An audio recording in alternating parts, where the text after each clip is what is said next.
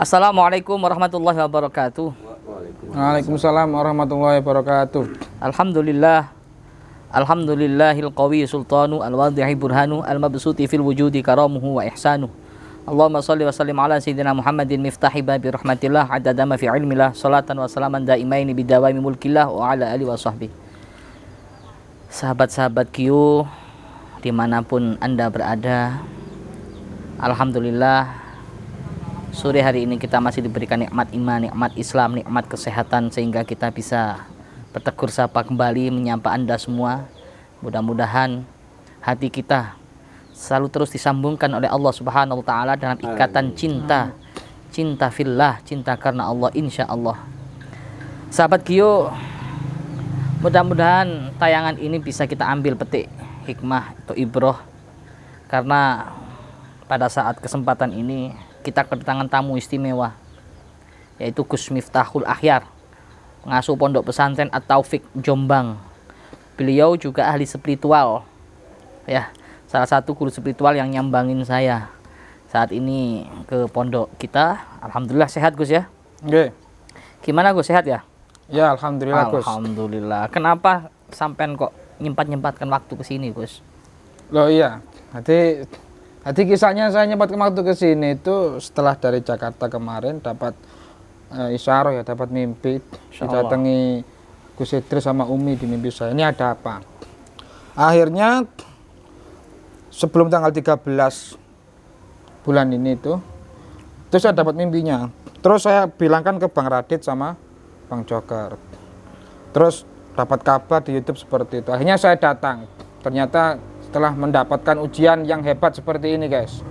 Nanti makanya saat ini ingin memastikan apakah Gus Idris ini masih lanjut atau udah nyerah karena kena ujian seperti itu. Ujian apa Gus?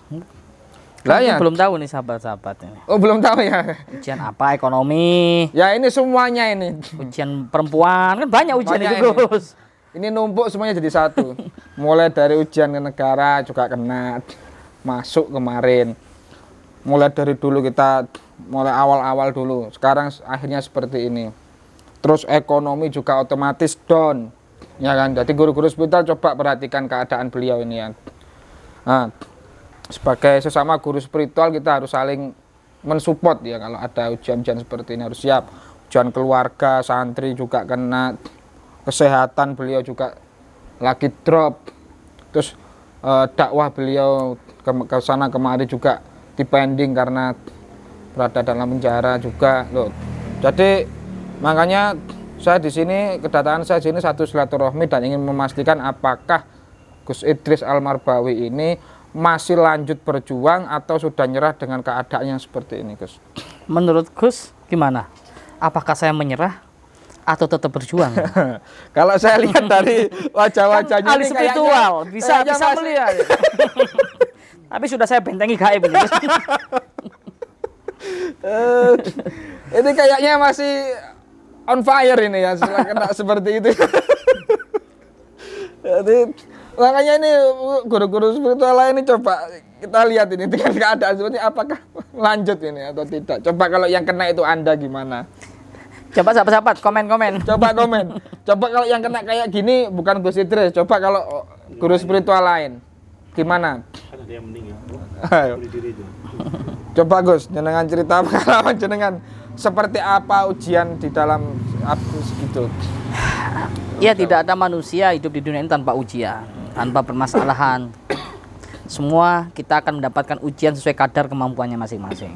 Kan seperti itu. Tapi bukan berarti Allah menguji hambanya di luar batas kemampuan hamba tersebut. Jadi saya selalu husnudzon sama Allah. Mungkin ini cara Allah, entah itu menegur, mungkin ini cara Allah untuk mengangkat derajat kita. Beb, fadol Beb. Ini Beb. Ini cara Allah. Ya intinya husnudzon Gus. Kalau berjuang ya tetaplah Gus. Iya. Saya pernah berkata, kalau walaupun keadaan saya dalam keadaan merangkak pun, selagi saya masih ada kesempatan untuk berjuang, ila kalimatillah, maka di situ saya akan tetap berjuang mewakafkan diri saya. Itu Gus. dalam hal apapun, terutama dalam li'la kalimatillah subhanahu wa ta'ala. Karena saya yakin, saya punya prinsip dan pedoman, keyakinan yang kuat, barang siapa yang memperjuangkan agama Allah, maka di situ akan dibela oleh Allah. Dan sebaliknya, yang mempermainkan agama Allah, maka akan dipermainkan oleh Allah. Innal munafiqina yukhadi'una Allah wa huwa khadi'uhum. Jadi, kedatangan Gus Miftah, beliau ini seorang spiritual besar. Beliau punya pondok pesantren, santrinya juga ribuan. Saya datang silaturahim ke beliau. Insya Allah beliau nyempatin silaturahim ke sini. Untuk apa, sahabat? Untuk hanya sekedar memberikan support. Saya nggak membutuhkan apa-apa dari semua teman-teman, sahabat-sahabat saya. Untuk saat ini mungkin hanya dengan senyuman saja, ini bisa membangkitkan giroh spirit saya, Gus. Apalagi sampai beliau ulama besar, ahli spiritual besar, pondok pesantrennya besar, santrinya banyak, sampai datang ke sini. Ini memberikan cambukan, suntikan agar saya tidak punya alasan lagi untuk tidak berjuang. Kedatangan jenengan di sini ini bagikan cambukan buat saya. Malu saya. Seorang ulama besar datang ke sini, kalau saya nggak berjuang, gimana coba guys? Apa kata dunia? Beliau nyempatin datang ke sini, memberikan pertanyaan apakah tetap berjuang setelah diuji itu. Oh tidak Gus, saya takut Gus. Tidak Gus, saya sudah capek Gus, lelah, takut. Tidak, kita berjuang. Selagi masih dalam koridor, selagi kita insya Allah saling mengingatkan, sama-sama guru spiritual, ya insya Allah di situ kita akan tetap berjuang sesuai syariat. Insya Allah. Ya. Jadi luar biasa, ternyata Gus Idris, ya kakak saya, kan saya yang paling muda yang dari guru spiritual ya. Jadi saya anggap kakak saya sendiri, kan saya tidak punya kakak. Cari dodo Beb. Kakak seperjuangan. Oke. Ambilkan dodo. Ya alhamdulillah. Saya juga pernah Gus, kalau kasus seperti itu pernah saya Gus. Cuma nggak sampai masuk sel. Jadi saya itu pernah difitnah, itu pernah Gus. Terus dipukulin satu kampung itu pernah saya. Insya Allah. Jadi pernah kejadian, nah itu saya dikira ngasih sesajen atau gimana. Terus akhirnya saya, lah posisinya itu dia bilangnya bukan sesajen yang gerbek saya itu. Bilangnya sampah lah. Posisinya pas waktu itu sopir saya buang sampah di depan rumahnya orang itu Gus. Akhirnya saya bilang, ya terus sampahnya itu masuk ke dalam kali, merosot, kan saya tidak mungkin ngambil. Akhirnya saya dicengkewing gini, saya dikira buang sampah, ya saya bilang ya saya ngaku saya buang sampah. Akhirnya saya dipukulin, ternyata sampah itu dikira sesajen gitu loh. Akhirnya saya dipukulin satu kampung, mau dibakar, mau dibunuh itu sudah pernah. Dan saya tetap berjuang, tetap maju. Saya maafkan orang-orang itu, nggak sampai saya laporkan, sudah saya selesaikan gitu. Jadi ya pasti pernah mendapatkan ujian lah, para guru-guru spiritual pasti pernah. Nah, kayak seperti ini kita harus tetap saling mensupport. Kalau ada yang down, ada yang gimana, ada yang kena ujian, kita bisa bantu dari segi mana. Lah itu seperti itu. Oke, itu yang pertama Gus. Terus berarti masih lanjut Gus ya? Oh iya dong, malu kalau nggak lanjut. Terus malu sama jenengan. Dakwahnya ini, nah kan kita harus kita buktikan nih, apakah dulu dakwahnya berapa kali, terus sekarang apakah sudah mulai lagi atau dimulai startnya kapan Gus? Selagi Allah masih berikan kesehatan untuk saya, hari ini pun akan saya mulai. Bahkan kemarin, setelah saya keluar dari mondok ya Gus, keluar dari penjara, saya langsung mulai dakwah. Bahkan di dalam penjara pun saya berdakwah Gus. Luar biasa ya. Setiap habis Kamis, habis maghrib, saya ngajar fikih. Setiap habis asar, saya ngajar Al-Quran. Apa yang bisa kita ajarkan itu kan bagian dari dakwah. Innamal a'malu binniyat. Tergantung niat kita dakwah, maka insya Allah akan dibalas berlipat-lipat kebaikan oleh Allah. Jadi dimanapun tempat Gus, selagi kita masih diberikan lisan untuk menyampaikan, maka di situ juga kita akan terus berdakwah. Tidak usah menunggu besok, lusa, tidak perlu Gus. Hari ini kalau ada kesempatan dakwah. Nah gitu Gus. Jadi itu ya bedanya teman-teman. Orang yang di penjara tapi punya iman sama yang tidak punya iman itu beda. Kalau apalagi dengan siksaan-siksaan di pondok seperti itu yang beraneka ragam, kalau tidak punya iman bisa bunuh diri, bisa shock, bisa stres dan lain sebagainya. Tapi kalau orang punya iman, dia punya power kesabaran, punya punya daya spiritualitas yang tinggi kepada Allah dan husnudzon, maka insya Allah Gus, semua ujian yang jenengan terima ini dilipat gandakan ekonominya. Amin. Ya Rob. Ditambahi keilmunya. Ya kan? Ya Rob. Lebih dikuatkan pondasi organisasinya. Dikuatkan akidahnya, disehatkan tubuhnya, dan dinaikkan derajatnya oleh Allah. Itu ini itu saja yang bisa saya sampaikan Gus, karena sudah saya keluarkan semua unek-unek saya kepada jenengan. Itu tinggal support dan doa seperti itu. Ya intinya kalau kita semua, saya selalu mengajarkan kepada santri-santri. Ini ada beliau-beliau senior. Jadi kalau kita sudah niat dakwah, ayo kita dakwah. Dakwah sampai kapan? Tidak terbatas, sampai Allah berkata waktunya pulang. Jadi dimanapun kita tetap terus berdakwah. Mau ditaruh di tempat manapun, kita tetap terus berdakwah. Dan dakwah itu adalah cinta. Dan cinta itu meminta semua yang ada dalam diri kita, Gus. Bukan hanya ekonomi saja, jiwa raga. Jadi terkadang kita diminta semuanya oleh Allah. Harus meneteskan air mata, sakit, perih, pedih, itulah konsekuensi daripada dakwah. Dan beliau ini ahli spiritual, sahabat. Mungkin kita tanya, kita tes, betul nggak ahli spiritual? Ya, setelah beliau nanya-nanya saya, gantian dong saya yang nanya. Enak aja, kan gitu ya. Oke. Mancing-mancing terus beliau ini. Sekarang saya pancing, betul nggak ini spiritual asli atau spiritual bohongan? Spiritual settingan, kan kita nggak tahu ya. Tapi enggak sahabat, beliau ini ahli spiritual asli. Saya tahu sendiri beliau punya pondok pesantren. Masya Allah di Jombang besar sekali santrinya. Saya pernah sampai di situ nginep semalam di situ.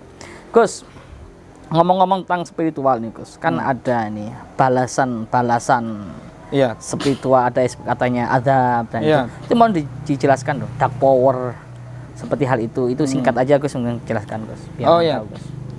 Jadi seperti ini tentang spiritual. Jadi bagaimana cara penting mengaktifkan hukum Allah itu bagaimana di dunia. Itu yang penting di situ. Jadi guru spiritual itu harus memiliki satu kemurnian hati dan kejernihan. Sehingga ketika dia berjalan di muka bumi ini sesuai dengan hidayah dan petunjuknya. Nah, yang dikatakan spiritual dalam guru spiritual itu adalah hadiah dari Allah. Tanda keimanan itu apa saja? Lah ini yang perlu dicontoh dan digali dari para guru spiritual lain tentunya juga.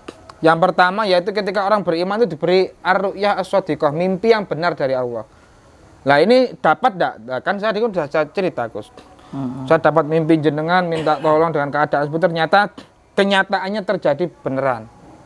Nah, itu sudah tanda mimpi yang benar. Berarti keadaan saya waktu itu masih dalam koridor keimanan, masih diberi mimpi yang benar. Ternyata betul, saya survei di sini. Yang kedua, setelah Allah beri ru'ya as-shadiqah sudah masuk, lulus, Allah beri firasatal mukmin, ya kan? Ittaqu firasatal mukmin fa innahu yang duru binurillah. Lah itu firasatal mukmin. Itu hadiah kedua setelah mimpi yang benar dari Allah. Lah yang ketiga, Allah beri apa? Basirah. Basirah ini Jawa ngomong terawangan Basirah lah. Basirah ini itu banyak jenisnya guys. Jadi ada basirah insaniyah, ada syaitonia, ada alam jin, ada alam malakut, ada alam kubur, ada 7 langit, alam jabarut dan alam lahut. Ini basirah. Lah ini yang kita gali dari guru-guru spiritual. Ini tujuan kita itu utama ya, mencontoh dari ininya. Seperti itu. Terus baru mi'raj, ya kan? Terus baru nanti makom kewalian, masuk ke makom kewalian, ya kan? Karena mumpung kita sama NU-nya, ya kan? Jadi bahas-bahas kewalian itu masuklah.